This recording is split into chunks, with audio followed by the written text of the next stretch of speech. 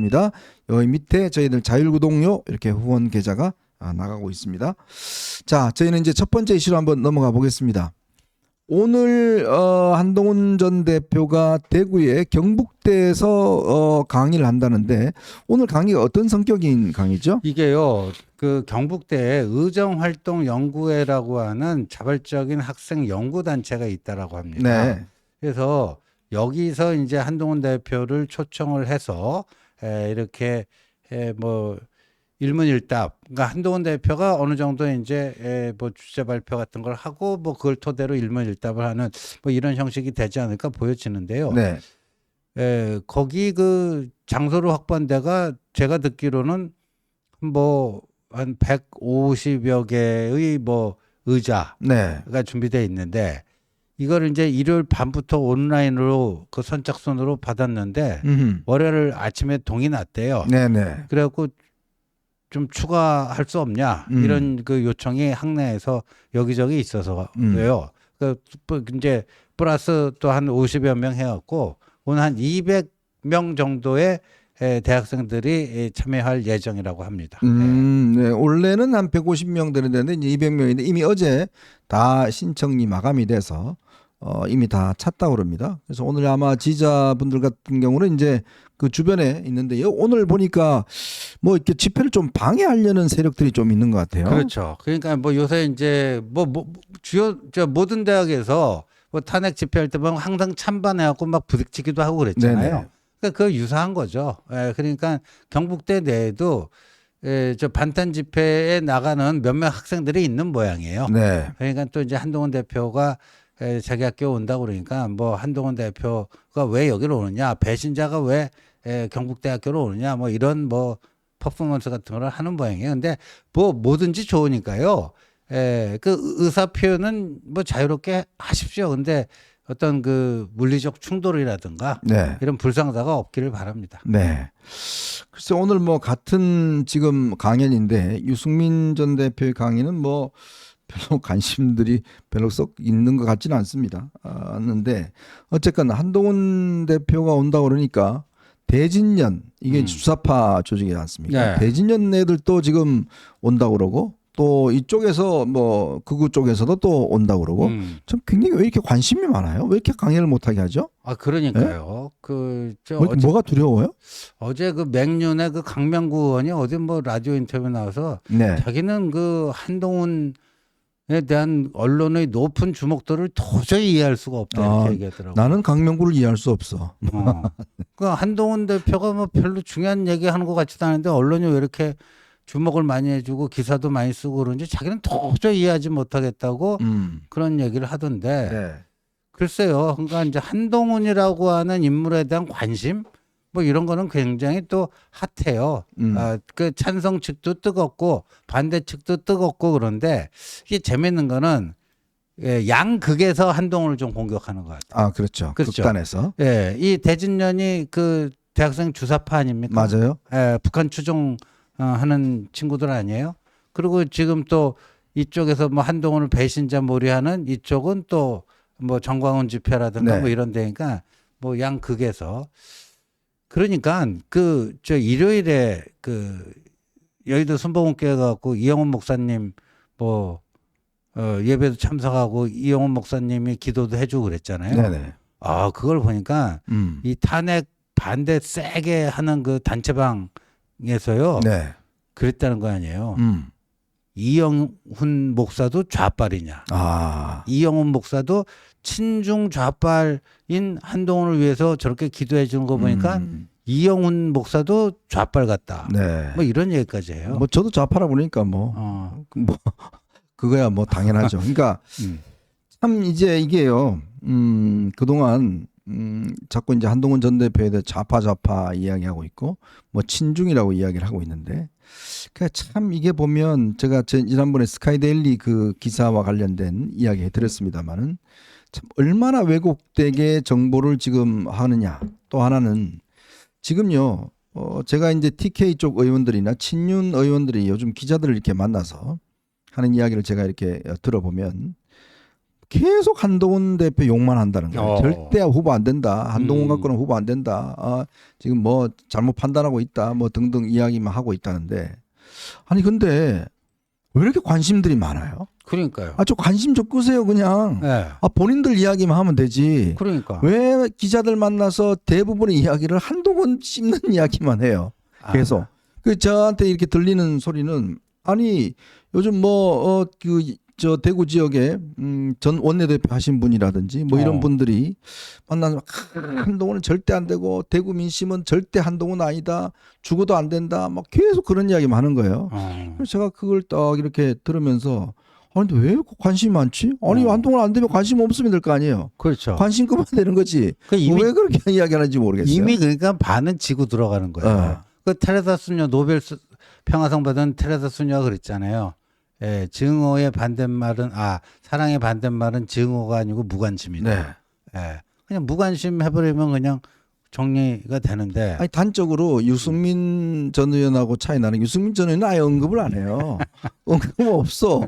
근데 뭐 그렇게 한동훈 대표 책 낸 것도 그냥 읽어보지도 안 하고 그렇게 욕을 하고 뭘 하는지 저는 정말 이해가 잘 안 되는데. 아까요 무슨 기사를 하나 봤는데 그 뭐 개혁신당 뭐 이준석 뭐 후보로 선출된다고 아까 그 기사 나왔잖아요. 네. 근데 누가 그 기자가 물어봤는가? 뭐 어디 인터뷰할 때 그랬나? 만약에 뭐 본인은 단일화 안 하겠다고 하는데 조기 대선판에서 단일화를 만약에 한다고 가정했을 때 그 네. 우선순위를 쭉 얘기를 해달라.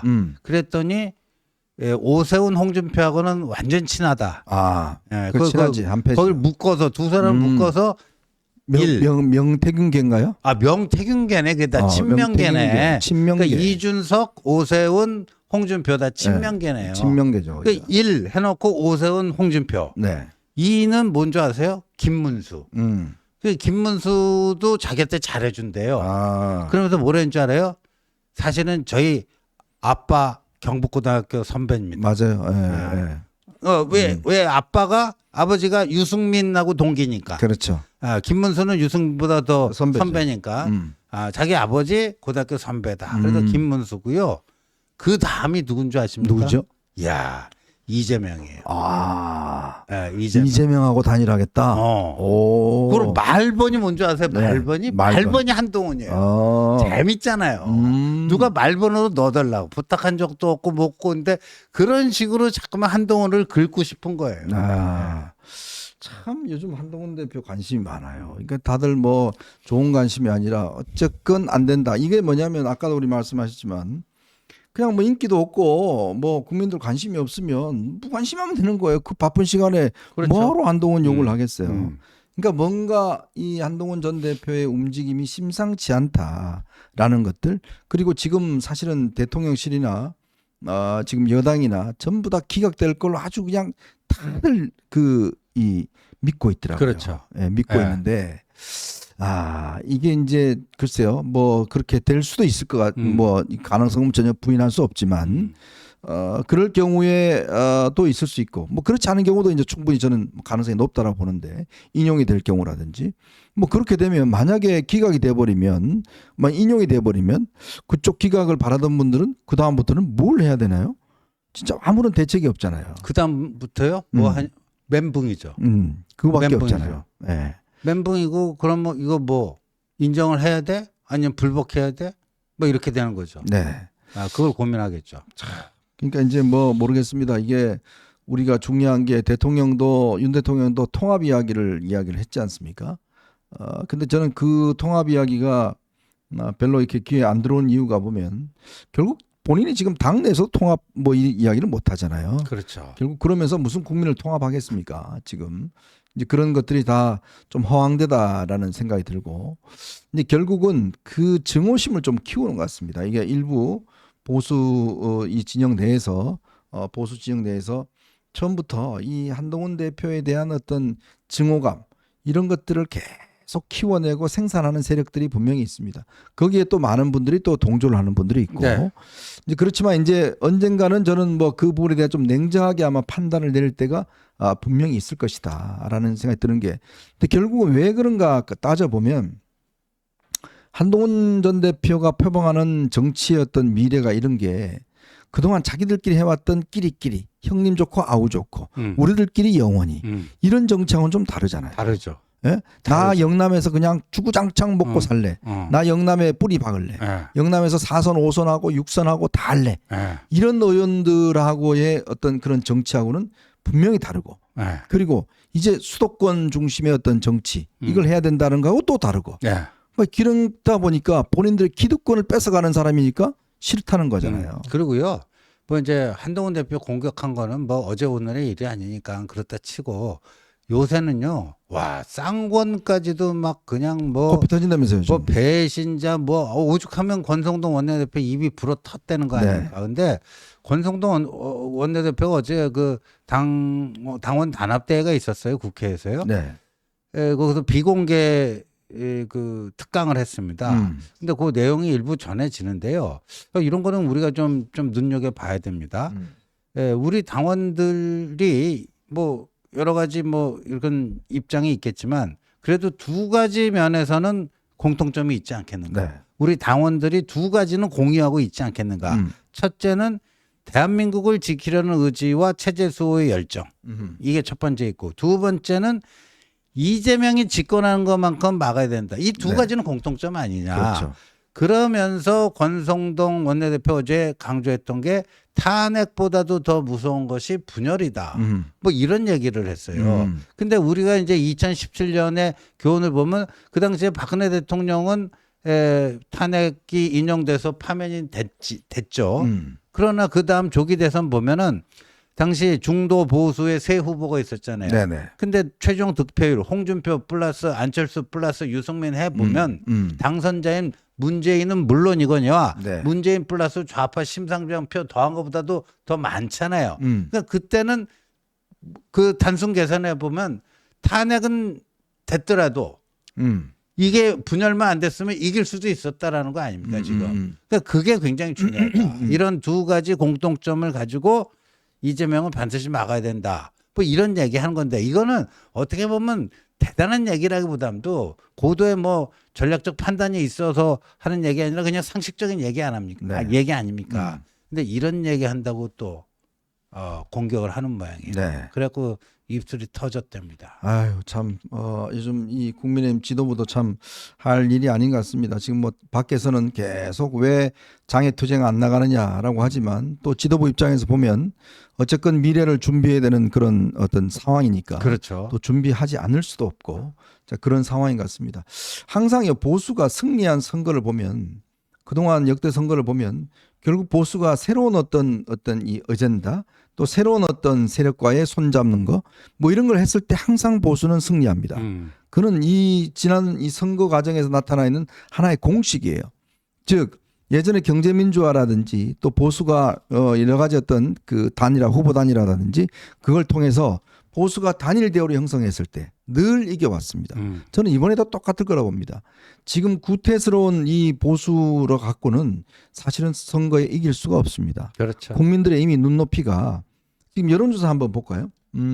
보면 국민들의 눈높이가 기본적으로 지금 탄핵 그다음에 개헌 문제에 대해서도 반대하는 이 여론이 뭐 여전히 높고 거기에다 또 탄핵도 찬성하는 여론이 여전히 높습니다. 자 그러면서 불구하고 이재명을 찬성하는 여론은 그에 따라서 많이 높진 않아요. 그 이유는 뭐냐면 보수가 조금이라도 뭔가 새로운 모습을 보이면 언제든지 준비가 돼 있다. 지지할 준비가 돼 있다. 이런 어떤 것이거든요. 그렇죠. 근데 거기에 부합되지 않으면 언제든지 지지를 철회할 수가 있는 거예요. 맞습니다. 감독님 지난주 그 한국갤럽 그 표를 다시 한번 볼까요? 뭐가 있냐면 오늘 이제 한동훈 대표가 이제 대구를 갔는데 대구에서 뭐 일부 극렬 지지층의 뭐 반발도 있고 그렇습니다만 저 표를 다시 보시면요. 좀 맨 위에 보면 지역별로 선호하는 후보들 지지율이 선호율이 나오잖아요. 네, 좀 확대를 해주실까요? 네, 그 대구 경북을 한번 보세요. 대구 경북이 이제 한국갤럽 거기서 이제 98샘플이네요. 98샘플인데 보자고요. 이재명이 15%, 김문수가 11%, 한동훈이 7%, 오세훈이 8%, 홍준표가 8%. 그러니까 대구시장을 하고 있는 홍준표나 지금 한동훈이나 뭐 거기서 거기에요. 7, 8.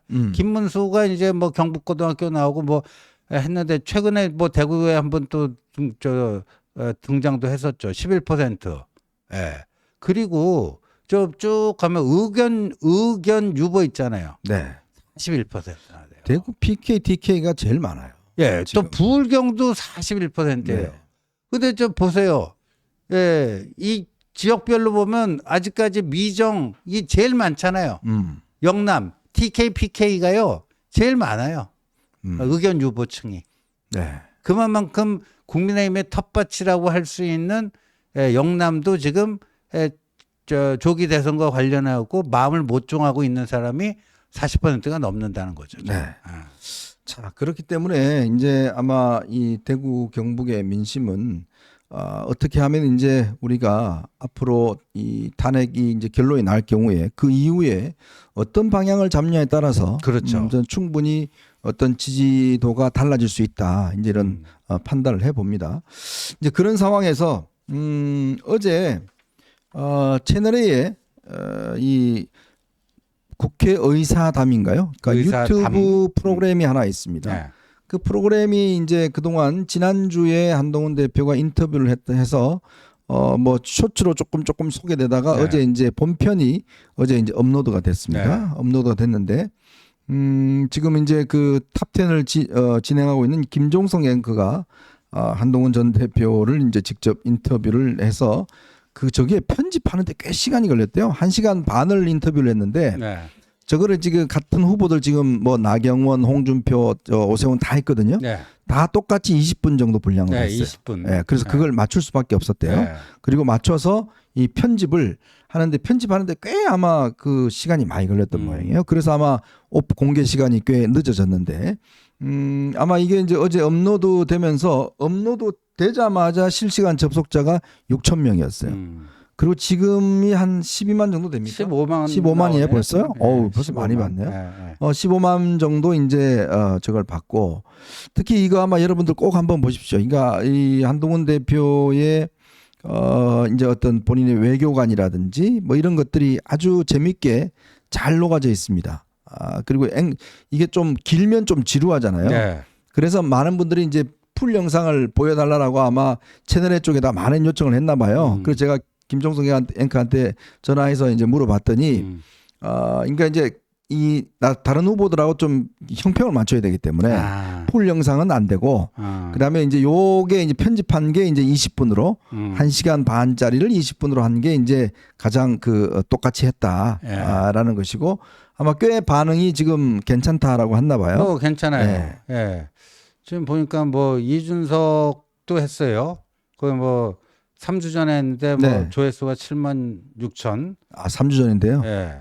오세훈 오세훈 시장은 조금 더 먼저 했는데 여긴 좀 너무 안 나왔네. 2만 6천. 네. 예. 나경원이 많이 나왔죠. 네, 나경원 거기가 뭐 80만이 넘었고 홍준표 우리 영감님께서 24만. 24만. 24만 2주 전에 해서 24만 뭐 이렇습니다. 네네. 네. 뭐 어쨌건 이게 이제 영상 자체가 보면 편집도 많이 되고 자료도 많이 들어가 있기 때문에 여러분 한번 보시면 아마 꽤 이제 관심 있게 볼 수 있습니다. 사실 저게 제목이 눈물 흘리는 게 아니라 눈을 비비는 건데 네. 방송사 측에서 아니 아까 그래도 한동훈 대표가 이렇게 썸네일 만들 줄 알았어요. 페북에 딱 한 줄 올렸더라고요. 알고 그런 거 아닐까요? 갑자기 확실히 이게 방송사에서 이제 이런 걸 편집을 합니다. 그리고 어제 이제 언더 73에 출연했던 김종인 위원장이 어제 또 이제 여러 가지 이야기를 했는데 어제 이런 이야기를 했습니다. 한동훈 전 대표와 관련해서 조기 선거가 이루어진다고 전제하면 한동훈 대표를 능가할 인물이 국민의힘에 존재하지 않는다고 본다. 이렇게 이야기를 했고요. 한 전 대표는 본인이 비상계엄 해제에 앞장을 서줬고 계엄을 어떤 형태로든 막겠다고 했다. 집권당 대표로서 보통 용기를 갖지 않고서는 할 수 없는 행위라고 나는 본다. 그리고 윤석열 대통령에게 드리고 싶은 말씀이 본인이 개인에 충성하지 않고 나라에 충성한다고 얘기했는데 한동훈 대표야말로 그와 같은 행위라는 것은 대한민국 민주주의를 구하고 대한민국 국격을 위해서 계엄은 안 된다는 용기를 낸 것이다. 나는 그래서 한동훈 대표 그날 행동을 보고 대단히 시민의 용기를 가진 사람이다. 이렇게 봤다. 케네디 대통령이 찬양하는 게 뭐냐? 시민의 용기를 가진 정치인이 굉장히 훌륭하다고 했다. 그런 용기가 있는 사람이 국민의힘에 누가 있냐? 그게 그 사람 제일 장점이다. 본인한테도 이야기를 했지만 윤 대통령과 뿌리, 그러니까 검찰이죠. 네. 뿌리가 같다는 것이 제일 큰 약점이다. 가장 중요한 건 경제사회 여건에 보다 몰입해서 나는 어떻게 해결해야겠다는 것을 국민들께 제시하는 것이다. 제발 모든 문제를 법률적으로 해석한다는 이런 사고방식에서 벗어나야 한다. 이런 고언들을 하셨습니다. 그러니까 이제 한동훈의 최대의 장점은 용기다. 아, 그게 중요해요. 저는. 네. 한동훈 하면 다들 그 엄청 똑똑하다. 네. 뭐 심지어 뭐 AI 같다. 엄청 똑똑하다. 근데 그게 똑똑하다, 유능하다 그게 아니고 용기라는 점이 굉장히 중요한 거예요. 네. 그런데 그러면서 이제 김정일 박사님은 존 F 케네디 그 상원 의원 시절에 그 저서 얘기를 들었는데 그 한동훈 대표가 재작년 12월 28일에 국민의힘 비대위원장으로 취임하면서 그때 취임사에서 썼던 경구 중에 하나가 윈스턴 처칠의 그 얘기 있지 않습니까? 그렇죠. 공포는 반응이고 용기는 결심이다. 그러니까 공포는 반응이에요. 그러니까 누가 막 이렇게 위협을 하면 우쭐하는 게 이거는 반응이죠. 그러나 작년 12월 3일 그날 밤에 당신 그 현장에 가면 안 된다. 목숨이 위태로울 수 있다. 휴대폰 꺼놓고 가족들과 함께 잠적하라. 그런 경고를 받고도 간 거. 그런 결심이에요. 네. 그게 용기죠. 그래서 용기 있는 리더와 비겁한 리더. 그렇게 되는 거죠. 그게. 사실 이제 김종인 위원장에 대해서 뭐 호불호가 계신 분들이 있을 겁니다. 좋아하시는 분도 있고 안 좋아하시는 분들도 있고 그렇지만 또 그거 하나만은 인정을 해드려야 될 것 같아요. 이분이 사실은 이제 그 할아버지 가인 김병로 선생의 이제 밑에서 어릴 때부터 크면서 정말 영재 교육을 받았습니다. 정치에 대해서. 어릴 때부터 정치를 교육을 꾸준히 받았고 이분이 또 독일에 가서 처음으로 우리나라에서는 재정학이라는 걸 했습니다. 이 재정학이라는 게 뭐냐면 전체 나라를 운영하는 여러 가지 경제적인 예산 짜는 거 이런 거에 대한 첫 번째 공부를 하신 분이에요. 그래서 와서 경제 수석도 했고 의료보험도 도입하고 뭐 이런 것들을 많이 했고 지난 87년 헌법 개정에 또 직접 참여하기도 했습니다. 그리고 이분이 참 비례대표로만 5선을 했습니다. 그러니까 그런 어떤 정치 경험이 풍부하기 때문에 물론 이분은 정치권에 뭐 이준석하고도 잘 알고 오세훈아 다 잘 알고 하는데 그래서 또 뭐냐면 누구보다도 그들을 잘 알아요. 그렇죠. 특성과 한계점을 분명히 알고 있는 거예요. 근데 이분이 보시면 최근에 이준석, 오세훈 이 칭찬하는 거 한 번도 못 들어보셨죠. 그리고 이제 예전에 윤석열 대통령도 별의 시간이 왔다. 네. 그 한마디 이야기 때문에 맞아요. 굉장히 뜬 바가 있지 않습니까? 네, 굉장히 탄력받았죠. 그러니까 뭔가 어떤 사람을 보는 인사이트가 이분이 꽤 있는 분입니다. 제가 그렇죠. 볼 때는. 그러니까 그게 사실은 대선 상황에서 늘 승리로 이끌었던 그런 기록이 있습니다. 그렇죠. 그는 그만큼 국민의 어떤 민심을 잘 파악하고 있다는 분이고 그런 분이 요즘은 보면 한 대표에 대한 칭찬을 하세요. 그 다른 사람에 대한 칭찬은 안 합니다. 예전에는 본인이 이준석을 대통령 시킨 게 꿈이다고 이야기했는데 그건 쏙 돌아버렸어요. 네. 그 왜 있잖아요. 그러실까요? 그 현정님 그 2020년 그 미래통합당이 왕창 깨지고 네. 그 황교안 나경원 체제였죠.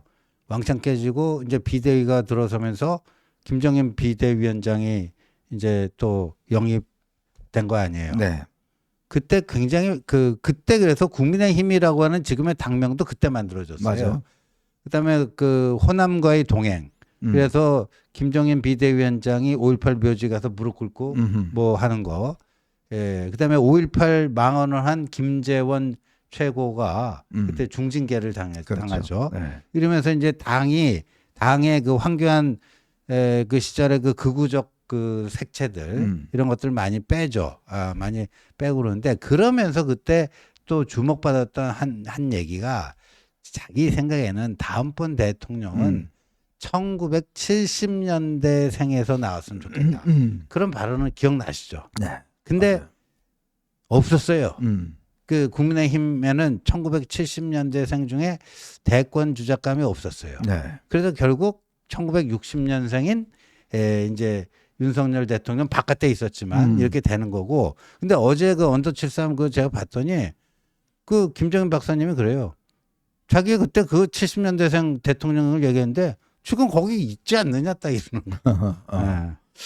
그러니까 이제 그런 어떤 세상을 보는 눈, 이게 세상을 보는 게 머리가 좋아서 보는 게 아니라 꾸준히 민심의 흐름이 어떻게 진행이 되고 이런 것들에 대한 것들을 쭉 아는 그 경륜이 좀 저는 필요하다고 봅니다. 그렇죠. 그리고 앞으로의 이 미래가 어떻게 움직여 나가야 될지 이제 그런 부분에 대한 어떤 이 탁견 이런 것도 필요합니다. 지금 대한민국이 너무나도 어렵고 진짜 모든 것들이 정말 이 삼성마저도 사직생의 각오로 뭔가 한다라고 하지 않습니까? 그렇죠. 이제 그런 상황이기 때문에 정치의 영역에서 뭔가 이제 정말 새로운 어떤 흐름과 바람이 일어나지 않으면 저는 대한민국은 업그레이드 하기가 굉장히 어려운 시대일 거다. 그럼 아마 여러분과 저희가 똑같이 판단할 부분이 이렇게 가다가는 진짜 대한민국은 3류 4류 국가로 떨어질 수밖에 없습니다. 그렇죠. 삼성의 이건희 회장이 1993년에 프랑크푸르트 선언을 통해서 자식과 마누라 빼고 다 바꿔라라고 이야기를 하고 1995년도에 구미 공장에서 애니콜 15만 대를 불을 사질렀습니다. 그러면서 삼성은 그 다음부터 이 휴대폰 점유율이 50%가 넘어갔어요. 그 정말 충격요법을 쓴 거거든요. 저는 지금의 대한민국이 정말 충격적인 요법을 쓰지 않으면 획기적으로 뒤집지 않으면 지금 제가 아까 예를 들어 영남 의원들 아이 뭔 소리야 지금 좋은 거 좋고 그냥 우리 대구 민심 따라가면 돼 그냥 가서 그냥 우리는 주구장창 국회의원 하면 돼. 야 가서 이제 뭐 시위하고 이거 하고 그거 하면 우리는 편안하게 갈 수 있어.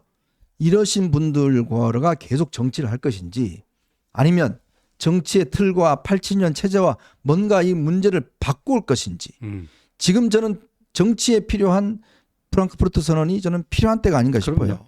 예, 지금 그러니까요. 대한민국의 이 국채, 자유민주주의와 시장경제, 한미동맹 이런 국채에 해당되는 거 말고는요.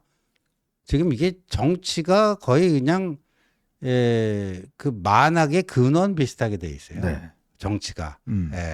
이 경제가 더 이상 우상향하지 못하는데도 정치가 일차적인 원인 제공을 하고 있고요.